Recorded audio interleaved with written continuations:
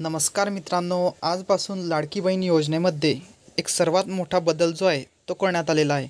आज 6 सप्टेंबर रोजी अर्ज जर तुम्ही करत असाल तर अर्ज कोणाचाही भरला जाणार नाही, तुम्हाला एक एरर दाखवला जाईल। त्यामुळे सरकारने आता नवीन निर्णय घेतलेला आहे। आज 6 सप्टेंबर 2024 रोजी एक नवीन GR सरकारकडून प्रसिद्ध करण्यात आलेला आहे।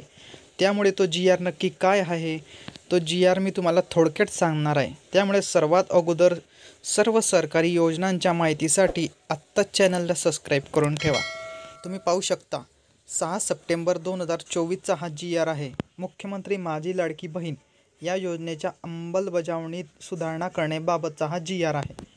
तर आपण फक्त जो GR आहे तो बघूया, शासन निर्णय काय आहे।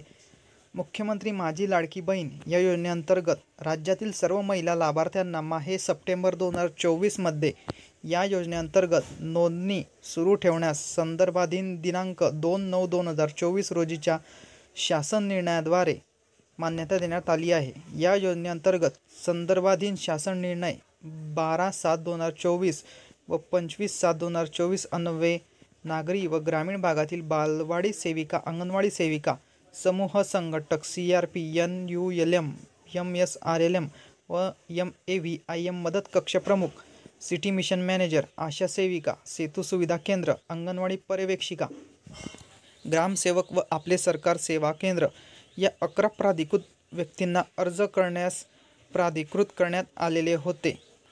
आता या शासन निर्णयान्वये अंगणवाडी सेविका व्यतिरिक्त इतर सर्व प्राधिकृत व्यक्तींना अर्ज स्वीकृतीचे देण्यात आलेले अधिकार रद्द करण्यात येत आहे। सबब या शासन निर्णयाच्या दिनांकापासून फक्त अंगणवाडी केंद्रात अंगणवाडी सेविकेमार्फत अर्ज स्वीकारण्यास मान्यता देण्यात येत आहे।